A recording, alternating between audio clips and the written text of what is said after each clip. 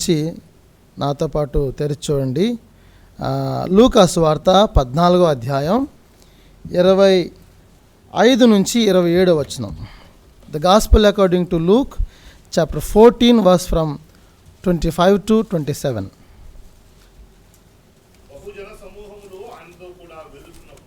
బహుజన సమూహములు ఆయనతో కూడా వెళ్ళుచున్నప్పుడు ఆయన వారి తట్టు తిరిగి ఎవడైనను నా యొద్దకు వచ్చి తన తల్లిని, తండ్రిని, భార్యను, పిల్లలను, అన్నదమ్ములను, అక్క చెల్లెండ్రను, తన ప్రాణమును సహా ద్వేషింపకుంటే వాడు నా శిష్యుడు కానేరుడు. 27 కూడా. మరియు ఎవడైనను తన సిలువను మోసుకొని నన్ను వెంబడింపని ఎడల వాడు నా శిష్యుడు కానేరుడు. ఒక మాట నేను ప్రార్థన చేస్తాను, ఆ తర్వాత మనం దేవుని వాక్యంలోకి వెళ్ళి దేవుని వాక్యాన్ని ధ్యానం చేద్దాం. పరిశుద్ధుడు అయిన తండ్రి, కృపగలిగిన మా దేవ, మీ వందనాలు స్తోత్రాలు చెల్లిస్తా ఉన్నాం. ఈ జీవము కలిగిన, ఈ ప్రభావం కలిగిన, ఈ శక్తి కలిగిన లేఖనాలు చేత పట్టుకొని నిలబడుతున్న మీ దాసుడినైన నేను బలహీనుణ్ణి ప్రభా. ఇప్పుడు నేను నా ఆలోచనలు కానీ, నా తలంపులు కానీ, లేకపోతే నా తెలివి కానీ ఉపయోగిస్తే ప్రభా, ఇక్కడ కూర్చున్న ఎవ్వరికి ప్రయోజనం ఉండనే ఉండదు దేవా. ప్రభా, నన్ను మీరు మరుగు చేయండి. నా మాటలు కాకుండా మీ మాటలు వినిపించండి. ఈరోజు ఆరాధనకు వచ్చిన ప్రతి ఒక్కరితో సూటిగా మీరు మాట్లాడండి. మీరు మాట్లాడితే మాకు ప్రయోజనం దేవా. మీ వాక్యము మా హృదయాలను కదిలిస్తే, మీ వాక్యం మమ్మల్ని రేపితే, మీ వాక్యం మమ్మల్ని బలపరిస్తే మా జీవితాలకు ప్రయోజనం. మీరు మాట్లాడుతూ ఉండగా కొంతమంది హృదయాలు తెరవబడ్డాయి బైబిల్ గ్రంథంలో, కొంతమంది కన్నులు తెరవబడ్డాయి, కొంతమంది హృదయాలు పొడవబడ్డాయి మీ వాక్యం ద్వారా, కొంతమంది హృదయాలు నరకబడ్డాయి. మీ వాక్యం అగ్ని వంటి ఈ వాక్యం మా అందరితో మీరు మాట్లాడండి. మా జీవితాలను సరిచేయండి, మమ్మల్ని గద్దించండి. మేము మీ కొరకు ఎలాంటి జీవితం జీవిస్తున్నామో మాకు తేటగా అర్థమవడానికి సహాయం చేయండి. ఈరోజు ఈ వాక్యము అర్థం చేసుకోకుండా ఇక్కడి నుంచి ఎవరు లేచిపోకుండా సహాయం చేయండి. ఈ వాక్యంతో మీరు సూటిగా మాతో మాట్లాడమని యేసు ప్రభు వారి నామంలో ప్రార్థన చేస్తున్నాను పరమ తండ్రి, ఆమేన్. యేసు ప్రభువుని వెంబడించటం అనే పని తేలికైన పనా, కష్టమైన పనా చెప్పండి? తేలిక, కష్టమా? తేలిక కాదు, చాలా కష్టమైన పని. అంత ఈజీ టాస్క్ కాదు యేసు ప్రభుని వెంబడించడం అనేది. It's not a easy task, చాలా కష్టతరమైంది. ఇది ఎలాంటిదంటే ఒక ముళ్ళ బాటంలో మనం నడవడానికి ట్రై చేస్తున్నట్టు.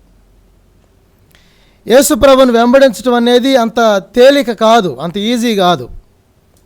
అది సుఖ విలాసాలతో లేకపోతే సుఖభోగాలతో నిండిన మార్గం కూడా కాదు. అందుకే చాలామంది రాజకీయ నాయకులు యేసు ప్రభుని ఇష్టపడతారు కానీ నమ్ముకోరు, వెంబడించరు.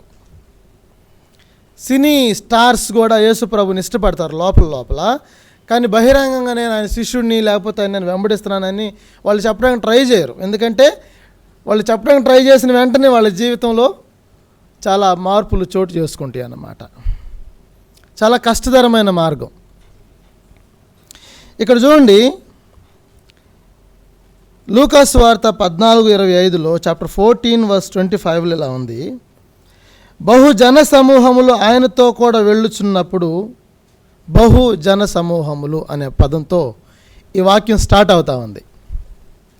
యేసు ప్రభు వారు పరిచర్యలో ఒక ప్రాంతం నుంచి మరొక ప్రాంతానికి వెళ్తున్నప్పుడు ఆయన వెంట వస్తున్న ప్రజల సంఖ్య అది సమూహాలు అన్నమాట. సమూహం అంటే ఎంతమందిని సమూహం అంటాం మనం? లెక్క పెట్టడానికి వీలు కానంత మంది వస్తే వాళ్ళు మనం ఏమంటామంటే సమూహాలు అంటాం. గ్రేట్ మల్టిట్యూడ్స్ అనే పదం ఇక్కడ వాడబడింది. గొప్ప సమూహం కాదు, సమూహాలు, గుంపులుగా యేసు ప్రభు వెంట వెళ్తూ ఉన్నారు. మనకి గుంపులుగా ఎక్కడన్నా ఒక చర్చిలో జనం గ్యాదర్ అయితే మనం స్టన్ అయిపోతాం, ఆశ్చర్యపోతాం. అబ్బా, అక్కడ 1,00,000 మంది, 50,000 మంది, అక్కడ 10,000 మంది, అక్కడ 5,000 మంది అని మనం విచిత్రంగా చెప్పుకుంటూ ఉంటాం. ఆ మీటింగ్కి వెళ్ళిన అక్కడ అంతా జనమే జనం, అంతా ఇసుకేసిన రాళ్ళ, మా దగ్గర ఈ పదం వాడతాం, ఇక్కడ వాడతారా? ఇసుకేసిన రాళ్ళనంత మంది వచ్చారు ఆ మీటింగ్ అని చెప్పుకుంటాం. అంటే ఒక పెద్ద గుంపు, ఒక సమూహం వస్తే మనం కూడా స్టన్ అయిపోతాం, ఇది నిజంగా దేవుని కార్యం అన్నట్టుగా మనం ఫీల్ అవుతాం. కానీ యేసు ప్రభుని ఇక్కడ పెద్ద పెద్ద సమూహాలు వెంబడిస్తున్నప్పుడు యేసు ప్రభు వారి తట్టు తిరిగి ఏమనాలి? ఇప్పుడు మనకులాగా ఆలోచన చేస్తే సబాష్, కమ్ కమ్ కమ్ అనాలి కదా, వెరీ గుడ్, వెంబడించండి అనాలి. బట్ ఆయన అలా అనడంలా.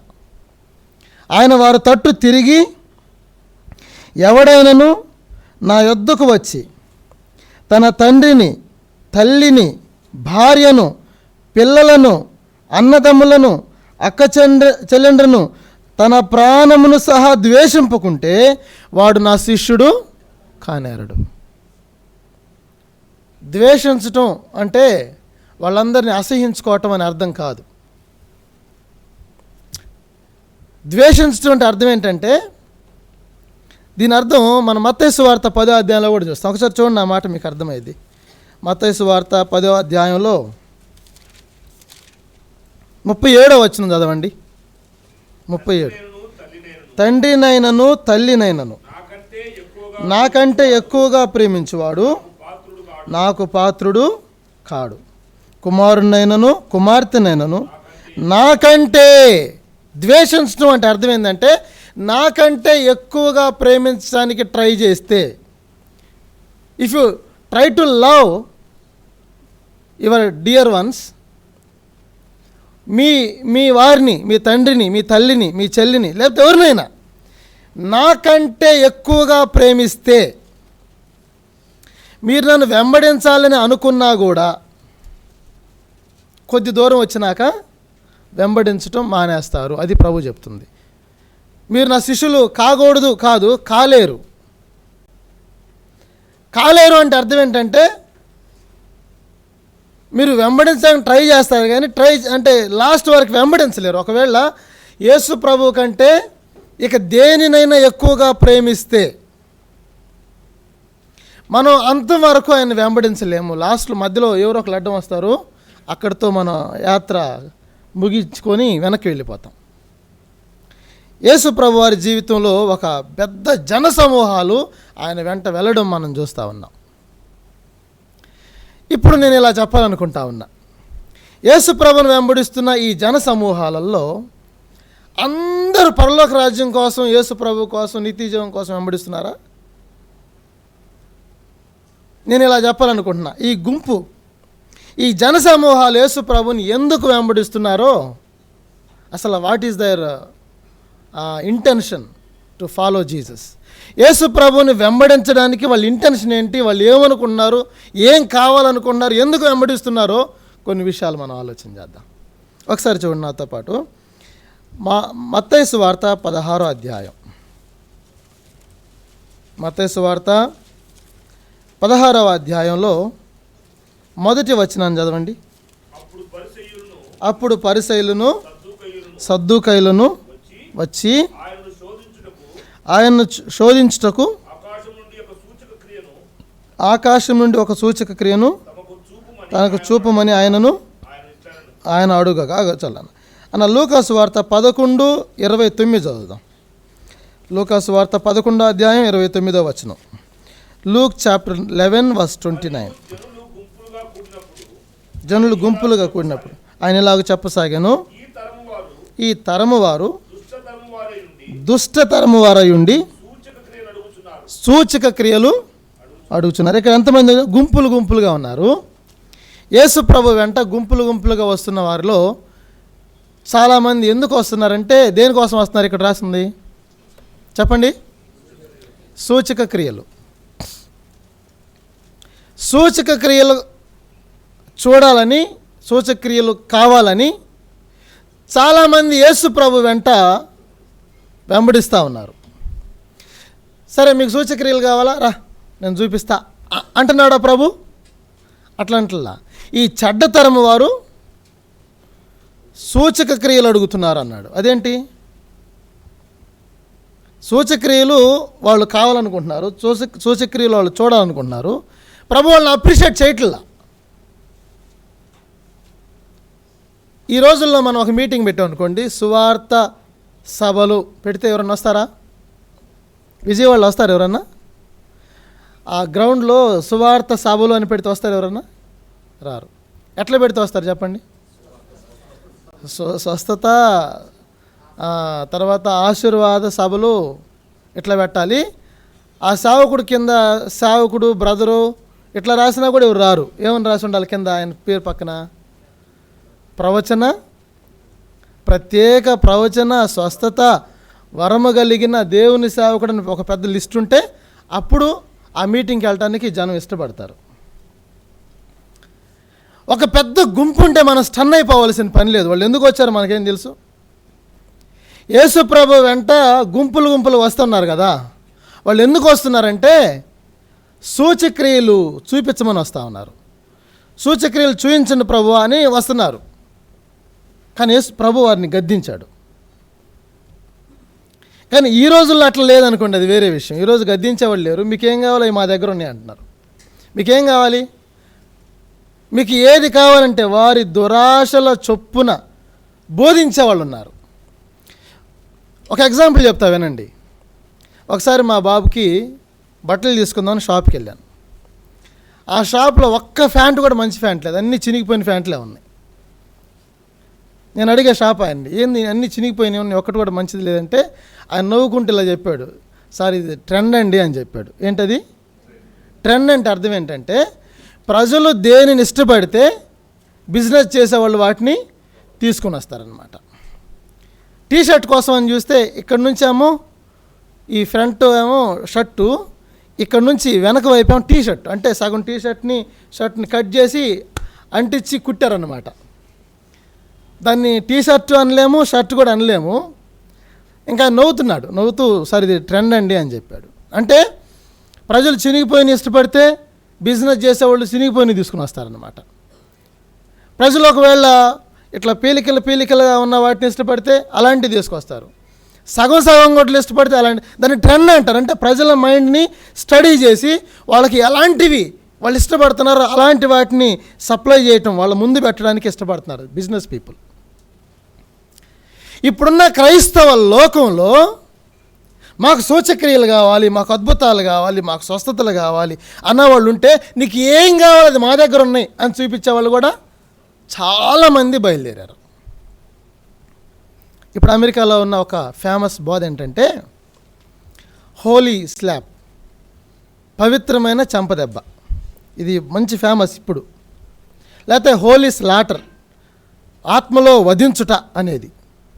వాళ్ళు ఏం చేస్తారంటే ఎవరికైనా అనారోగ్యం ఉందంటే వాళ్ళని స్టేజ్ మీదకి పిలిచి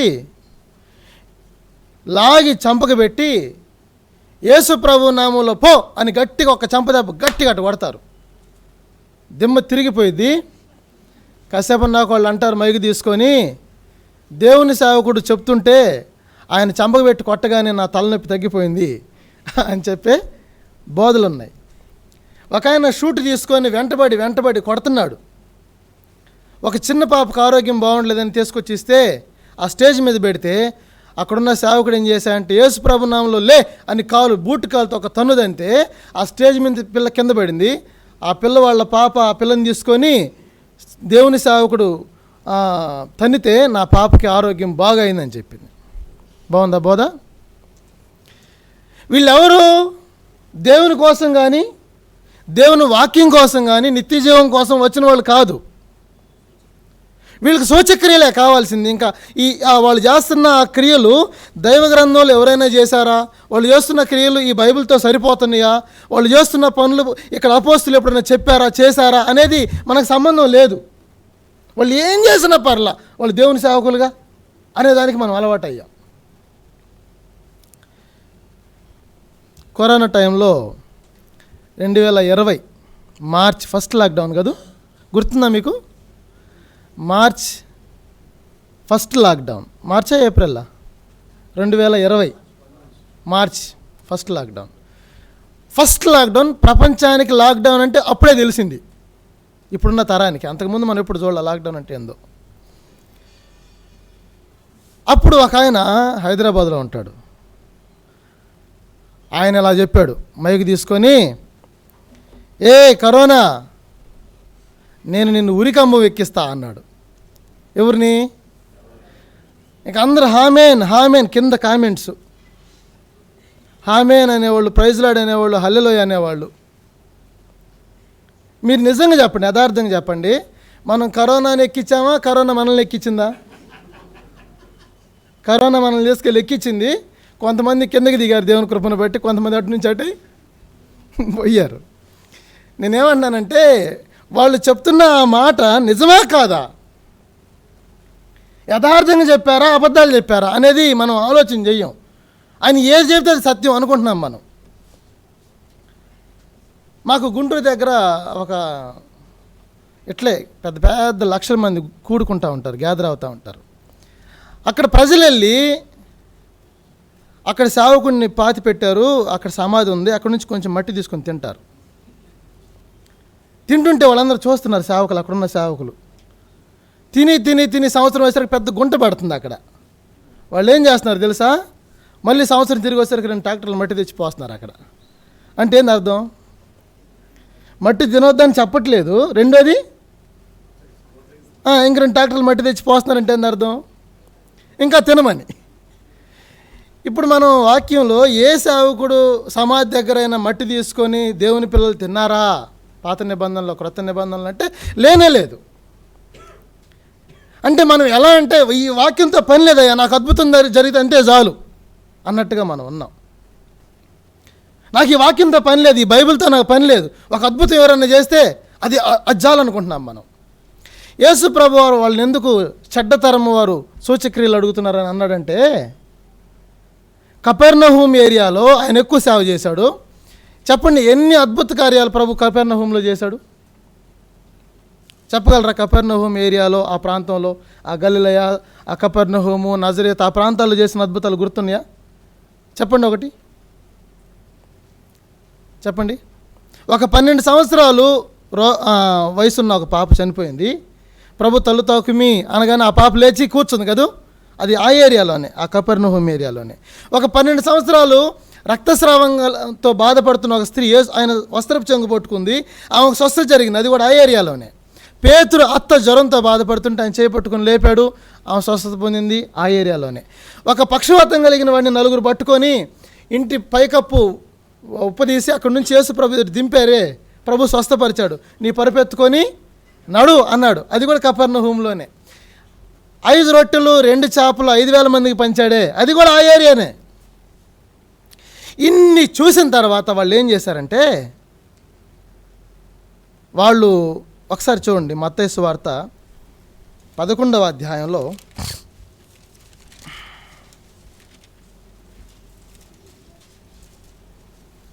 21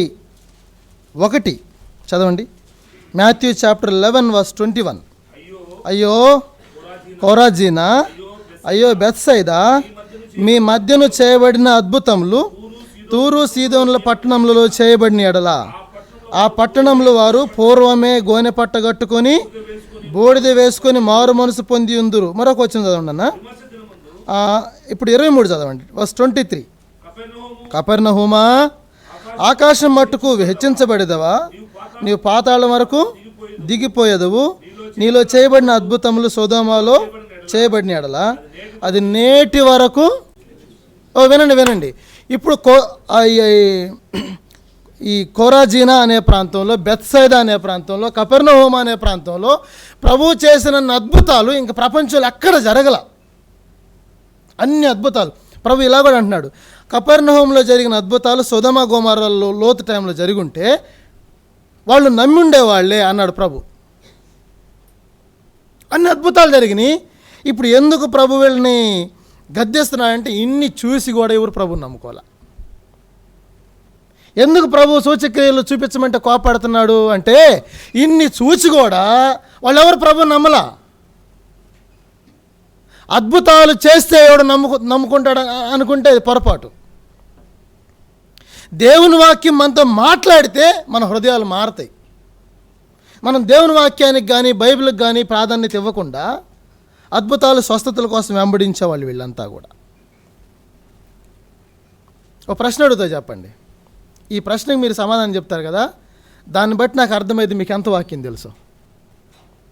ప్రశ్న ఏంటంటే, అద్భుతాలు దేవుడే చేయగలడా, దయ్యాలు కూడా చేయగలవా? ఇప్పుడు మీరు చెప్పాలి. కరెక్ట్ అన్నా? చేస్తాయా? ఓ, అట్టయితే మీకు వాక్యం తెలుసు. మోషే కర్రని కింద పడేశాడు, ఏమైంది? ఎవరు ఆ కర్రని సర్పంగా, పాముగా చేసింది? ఎవరు చేశారు? దేవుడు చేశాడు. ఓకే. ఐగుప్తీయులు కూడా వాళ్ళ కర్రలు కింద పడేశారు, ఏమైనాయి? ఎవరు చేసింది? దేవుడా? దయ్యాలే. అంటే ఇక్కడ నేనేం చెప్పాలనుకుంటున్నానంటే, మోషే నీళ్ళని రక్తంగా మారిస్తే వాళ్ళు కూడా నీళ్ళని రక్తంగా మార్చారు. మోషే కప్పులను తెప్పిస్తే వాళ్ళు కూడా కప్పులు తెప్పించారు. అంటే మోషే 10 చేస్తే వాళ్ళు 3 చేశారు. అంటే వాళ్ళ దగ్గర శక్తి ఉందనే లేదనే? సాతానుడు చేయగలడనే చేయలేడనా? చెయ్యగలడు. అందువల్ల ఎక్కడ అద్భుతం జరిగింది, అమ్మ ఆయన చేయటం నేను కళ్ళారా చూశాను అనుకున్నారు అనుకోండి, అద్భుతం జరిగిందా జరగలేదా కాదు, జరిగిన అద్భుతం ఈ వాక్యంతో సరిపోయిందా లేదా అనేది మనం పరీక్షించాలి. ఈ వాక్యంలో ఉన్నదా లేదా అనే పరిశీలనలో మనం ఉండాలి. మొద్దుగా, గుడ్డిగా, తెలియకుండా అమ్మో దేవుడే అద్భుతం చేశాడు అని అనకూడదు. ఒకసారి మత్తయి సువార్త 7వ అధ్యాయం చూడండి. మత్తయి సువార్త 7వ అధ్యాయం 7వ అధ్యాయంలో 22వ వచనం. ఆ దినమందు అనేకులు నన్ను చూచి, ప్రభువా ప్రభువా, మేము నీ నామమును ప్రవచింపలేదా? నీ నామమును దయ్యములు వెళ్ళకొట్టలేదా? నీ నామమును అనేకమైన అద్భుతములు చేయలేదా అని చెప్పుదురు. అప్పుడు నేను మిమ్మును ఎన్నడూ ఎరుగను, అక్రమం చేయువారులారా నా యొద్ద నుండి పొండని వారితో చెప్పుదాం. ఓకే, మీరు ఈ వచనం జాగ్రత్తగా చూడండి. ఆ దినమందు అంటే ఏ దినం చెప్పండి? ఆ దినమందు ఉంది కదా, అంటే ఏ దినం? తీర్పు దినం. రక్షించబడ్డ వాళ్ళు తీర్పులో నిలబడతారా? చెప్పాలి మీరు. రక్షించబడ్డ వాళ్ళు తీర్పులో నిలబడతారా?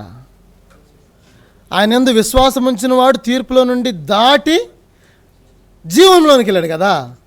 మనకేముందో తెలుసా? రక్షించబడ్డ వాళ్ళకి క్రీస్తు న్యాయపీఠం ఉంది కానీ తీర్పు లేదు.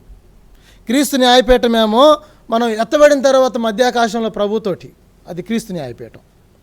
తీర్పేమో ప్రకటన గ్రంథం 20వ అధ్యాయంలో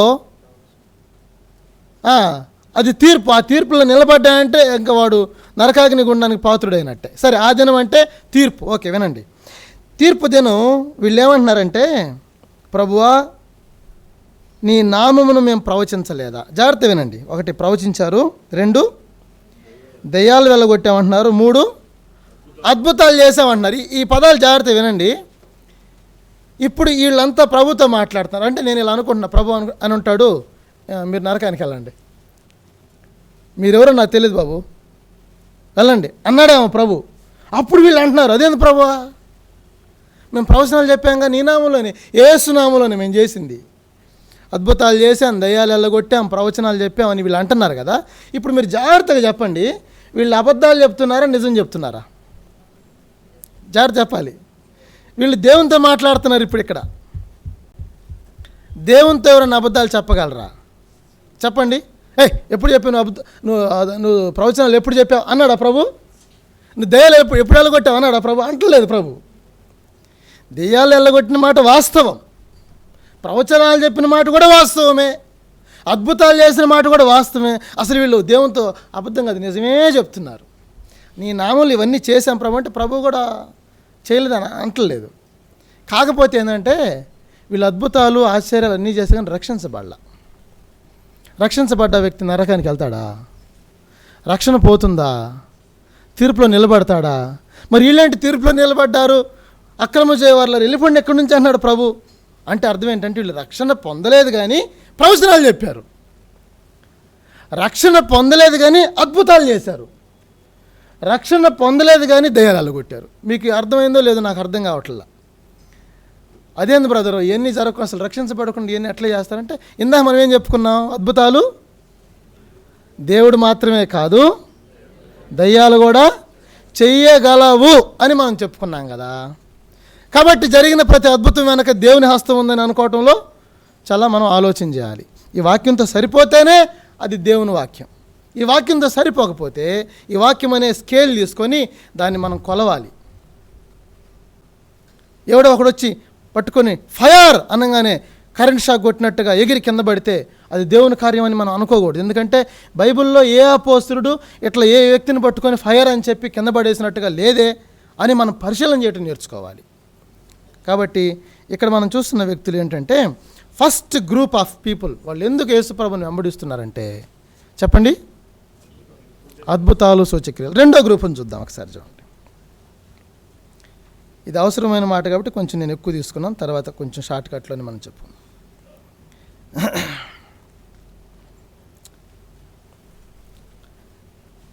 రెండవది యోహాను సువార్త 6వ అధ్యాయం, జాన్ చాప్టర్ 6 verse 26. యోహాను సువార్త 6:26. యేసు మీరు సూచనలను చూచుట వలన కాదు కానీ రొట్టెలను భుజించి తృప్తి పొందుట వలననే నన్ను వెదుగుచున్నారని మీతో నిశ్చయముగా చెప్పుచున్నాను. అంటే చాలామంది యేసు ప్రభు వెంట ఆ రోజుల్లో వెళ్తున్న గుంపులు, ఆ రోజు వెళ్తున్న ఆ పెద్ద పెద్ద సమూహాలు ఎందుకు వెళ్తున్నారంటే అందులో 50% రొట్టెల కోసం వెళ్తున్నారు. దేవుని కోసం కాదు, వాక్యం కోసం కాదు, పరలోకం కోసం కానే కాదు, రక్షణ కోసం కాదు, కేవలం రొట్టెలు. అంటే ఈ లోకంలో బ్రతకడానికి ఆయన వెంబడించే బ్యాచ్ అన్నమాట. చాలామంది ఎలా ఉన్నారంటే, నేను యేసు ప్రభుని నమ్ముకున్న, వాట్ ఈజ్ యూజ్, నాకు లాభం ఏంటి అనేవాళ్ళు ఉన్నారు. యేసు ప్రభుని నమ్ముకున్న, నాకు లాభం ఏంటి, నాకేం జరగలేదే అనేవాళ్ళు ఉన్నారు. అంటే బ్రతకటానికి, ఈ లోకంలో బ్రతకడానికి, ఆ లోకం కాదు, ఈ లోకంలో బ్రతకడానికి యేసు ప్రభుని వెంబడించేవాళ్ళు. కొన్ని చోట్ల ఏం చేస్తున్నారంటే, ఎక్కడ మీటింగ్స్, ఎక్కడ భోజనాలు, ఎక్కడ బిర్యానీలు, అక్కడికి గుంపులుగా జనం రావటం కూడా మనం చూస్తున్నాం. వాళ్ళకి దేవునితో వాక్యంతో అవసరం లేనే లేదు. ఈ భూ సంబంధమైన బ్రతికే వాళ్ళకి బ్రతుకు అన్నమాట. జాగ్రత్త వినండి. ఫిలిప్పీలకు రాసిన పత్రికలో పౌలు అంటాడు, వారు కడిపే వారి దేవుడు. అంటే అర్థం ఏంటి? వారు కడిపే వారి దేవుడు అంటే అర్థం ఏంటంటే, వారు దేవుని కంటే, దేవుని వాక్యానికంటే కేవలం బ్రతకడానికి, తినడానికే ఎక్కువ ప్రాధాన్యత ఇస్తారు అని అర్థం. మనం తినకపోతే చచ్చిపోం, ఒక పూట తినకపోతే చచ్చిపోం. మేము పరిచర్యకి ఫస్ట్ అక్కడికి వెళ్ళినప్పుడు, బోరిగాం అనే ప్రాంతంలో పరిచర్య స్టార్ట్ అయినప్పుడు, వాళ్ళు చాలా నిరుపేదలు. వాళ్ళు మాకు భోజనం పెట్టే శక్తి వాళ్ళకి లేదన్నమాట. మేము ఉదయం పరిచర్యకి వెళ్తే సాయంత్రం వస్తాం. మధ్యాహ్నం భోజనం మాకు మిస్ అయ్యేది. మధ్యాహ్నం భోజనం వాళ్ళు పెట్టేవాళ్ళు కూడా కాదు, టీ ఇస్తారు. ఎక్కడికైనా వెళ్తే టీ ఇస్తారు. ఆ అలవాట్లో మధ్యాహ్నం భోజనం మిస్ అయ్యి, అంటే అలవాట్లో ఇంకంతే మర్చిపోయాం మేము. కొన్ని సంవత్సరాలు మధ్యాహ్నం భోజనం లేదు. యాక్చువల్గా మనం నీతిమంతుడు విశ్వాసం ద్వారా బ్రతుకుతాడు కానీ రొట్టెల వల్ల, ఈ భౌతికంగా తినటం వల్ల కానే కాదు. ఇక్కడ వీళ్ళు వెంబడిస్తున్న వాళ్ళు ఈ భూమి మీద బతకటం కోసం వెంబడిస్తున్నారు. యేసు ప్రభుని అడుగుతున్నారు, ప్రభు ఈరోజు ఎక్కడా అంటున్నారు. ప్రభు ఈరోజు మేము కూడా వస్తాం, వెంటబడుతున్నారు. ఈరోజు ఎక్కడ ప్రభు మీటింగు అంటున్నారు. అప్పుడు ప్రభువే అంటున్నాడు ఈ మాట, మీరు నన్ను వెతుకుతుంది ఏదో వాక్యం విందామని కాదు, మీరు వెతుకుతుంది రొట్టెల కోసం అని చెప్పాడు ప్రభు. కాబట్టి వెంబడించే వాళ్ళల్లో కొద్దిమంది అద్భుతాల కోసం వెంబడిస్తూ ఉంటే, కొద్దిమంది తినడానికి, బ్రతకడానికి వెంబడిస్తూ ఉన్నారు.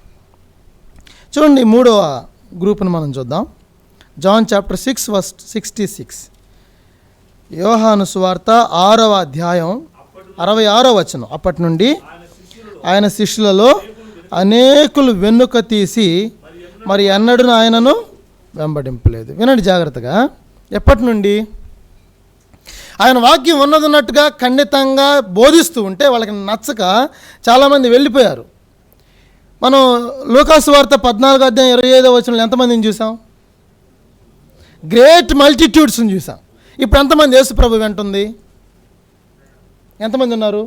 12 మందే ఉన్నారు. ఇప్పుడు ఒక దేవుని సేవకుడు అంటాడు, మన జీవితంలో శ్రమలు ఎక్కువయ్యే కొలది మనల్ని వెంబడించే గుంపు సంఖ్య తగ్గిపోయిద్ది అన్నాడు. యేసు ప్రభు వారికి ఇప్పుడు ఎంతమంది ఉన్నారు? యేసు ప్రభు వారు రొట్టెలు పంచేటప్పుడు ఎంతమంది ఉన్నారు చెప్పండి? రొట్టెలు పంచేటప్పుడు ఎంతమంది ఉంటారు? రొట్టెలు 5,000 మంది పురుషులు. మరి స్త్రీలు, పిల్లలు అంటే ఒక 20,000 మంది అనుకుందాం. మనం 20,000 మంది అనుకుందాం. అంటే ఆ రొట్టెల మీటింగ్లో 20,000 మంది. యేసు ప్రభు వారు ప్రభురాత్రి భోజనం ప్రారంభించిన ఆ మేడగదిలో ఎంతమంది ఉన్నారు ఆయనతోటి? 12 మంది. ఆయన గెత్సెమనే తోటలో ప్రార్థన చేస్తుంటే ఆయనతో ఎంతమంది ఉన్నారు? 3. ఆయన సిలువలో వేలాడుతుంటే ఎంతమంది ఉన్నారు ఆయన దగ్గర? ఒక్కడే. అంటే శ్రమలకు దగ్గరికి మనం వెళ్తున్నప్పుడు మనల్ని వెంబడించే గుంపు సంఖ్య అసలు క్వాలిటీ అర్థమైంది. అనేకులు విడిచిపెట్టిపోయారు. ఇప్పుడు ప్రభు అన్నాడు 67 కాబట్టి యేసు మీరు కూడా వెళ్ళిపోవాలని ఉన్నారా అని 12 మందిని అడుగగా సీమోను పేతురు, ప్రభువా ఎవరిని యొద్దకు వెళ్ళుదుము? నీవే నిత్య జీవపు మాటలు గలవాడు. ఈ పేతురు ఎందుకు వెంబడిస్తున్నాడంటే దేవుని వెంబడించడానికి కారణం ఇక్కడ చెప్తున్నాడు, నిత్య జీవపు మాటల కొరకు. ఈ మాటను కొంచెం మనం ఆలోచన చేద్దాం. తర్వాత యేసు ప్రభుని వెంబడించడానికి కారణం, కొంతమంది సూచక్రియల కోసం వెంబడిస్తూ ఉన్నారు, కొంతమంది చెప్పండి రొట్టెల కోసం యేసు ప్రభుని వెంబడిస్తూ ఉన్నారు. మరి కొంతమందిని మనం చూద్దాం. చూడండి, యోహాను సువార్త 12:6. John chapter 12:6. John chapter 12:6. వాడిలాగు చెప్పినది బీదల మీద శ్రద్ధ కలిగి కాదు కానీ వాడు దొంగ అయ్యుండి తన దగ్గర డబ్బు సంచి ఉండినందున అందులో వేయబడినది దొంగిలించుచూ వచ్చాను గనుక అలాగున. ఇప్పుడు వినండి, యేసు ప్రభుని యూద 3.5 సంవత్సరాలు కంటిన్యూగా వెంబడించడానికి అసలు మెయిన్ ఇంటెన్షన్ ఏంటి? సంచి, డబ్బు. చాలామంది యేసు ప్రభుని వెంబడించడానికి కారణం కూడా ఇదే. యేసు ప్రభు నమ్ముకుంటే ఆశీర్వాదం వచ్చిందంట, మనం 1000 రూపాయలు ఇస్తే 10,000 వస్తాయంట. అంటే బోధకులు కూడా అలా ఉన్నారు కాబట్టి, నువ్వు ఒక చైన్ ఇస్తే నీకు 2 చైన్లు దేవుడు ఇస్తాడు, ఒక కారు ఇస్తే దేవుడు నీకు 2 కార్లు ఇస్తాడు, దేవుడికి నువ్వు 1000 రూపాయలు ఇస్తే 10,000 వస్తాయి, ఇట్లా చెప్పేవాళ్ళు ఉన్నారు. కాబట్టి ఈ వ్యక్తి యేసు ప్రభుని వెంబడిస్తుంది ధనం కోసం, డబ్బు కోసం. ఈ వ్యక్తి యేసు ప్రభు కంటే ఒక 30 రూపాయల కంటే యేసు ప్రభుని ఎక్కువ ప్రేమించలేకపోయాడు ఈ వ్యక్తి. గుర్తుందా మీకు? ఈ యూద యేసు ప్రభుని ఎంత కమ్మాడు? అదే యేసు ప్రభుకి తను ఇచ్చిన వాల్యూ. మరియాము సంవత్సరం అంతా చేసిన కష్టానికి వచ్చిన ధనాన్ని తెచ్చి అత్తరుతో ఆయన పాదాలు గడిగింది. ఒక పేద స్త్రీ. ఇక్కడున్న ఈ శిష్యుడేమో అది వ్యర్థమైపోతుంది కదా, నువ్వు వెళ్ళి దాన్ని అమ్మి ఆ డబ్బులు తెచ్చి ఈ సంచులు వేస్తే నేను తీసుకొని పోయి పేదలకు ఇచ్చేవాడు కదా అంటున్నాడు. వాక్యం ఏం చెప్తుందంటే వాడికి పేదల మీద శ్రద్ధ కలిగి కాదు, వాడు దొంగ అని చెప్పి. చాలామంది అబద్ధాలు చెప్తాం డబ్బుల కోసం. డబ్బుల కోసం కొన్నిసార్లు దొంగ పనులు చేస్తాం. ఒక సంఘటన నేను చెప్తా వినండి. నాకు తెలిసిన ఒక తమ్ముడు ఒక అసెంబ్లీలో వాక్యం చెప్పడానికి వెళ్ళాడు ఆదివారం ఆరాధన.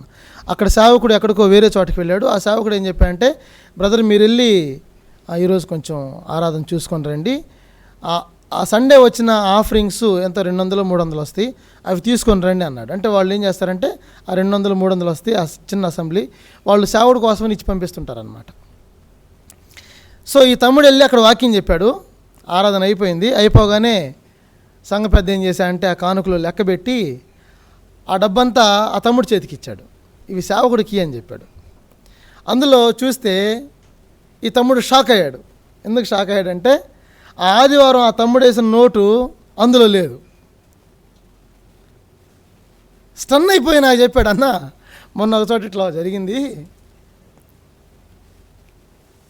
నేను వేసిన నోట్ లేదు అందులో, ఏదో పెద్ద నోట్ వేసాడుతాను, అది లేదు అందులో ఆ కానుకల్లో. వెళ్ళి సేవకుడు చెప్పాడన్నా, నేను ఇచ్చిన ఈ కానుక ఆయన ఇచ్చాడు బాగానే ఉంది కానీ బట్ నాకు ఒక చిన్న డౌట్, నేను ఈరోజు వేసిన కానుక కనపడలే ఇందులో అన్నాడు. అన్ని 10లే ఉన్నాయి, అన్ని 10, 20లే ఉన్నాయి, but what about my note? అప్పుడు ఆ సేవకుడు అన్నాడు, బ్రదర్ చాలా రోజులుగా పెద్ద పెద్ద నోట్లన్నీ ఎత్తబడతా ఉన్నాయి అని చెప్పాడు. అంటే ఇంటెన్షను, డబ్బుని ఎక్కువగా దేవుని కంటే ఎక్కువగా ప్రేమించే వాళ్ళంగా కొన్నిసార్లు ఏం చేస్తున్నామంటే డబ్బు కోసం ప్రభుని వెంబడించడానికి ట్రై చేస్తున్నాం. What is use if I follow Jesus? యేసు ప్రభుని నేను వెంబడిస్తే నాకేంటి లాభం అన్నట్టుగా కొంతమంది పరిస్థితి అన్నమాట.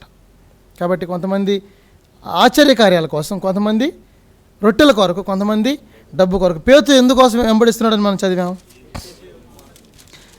పేతురు నువ్వు కూడా వెళ్తావా అని అడిగాడు ప్రభు.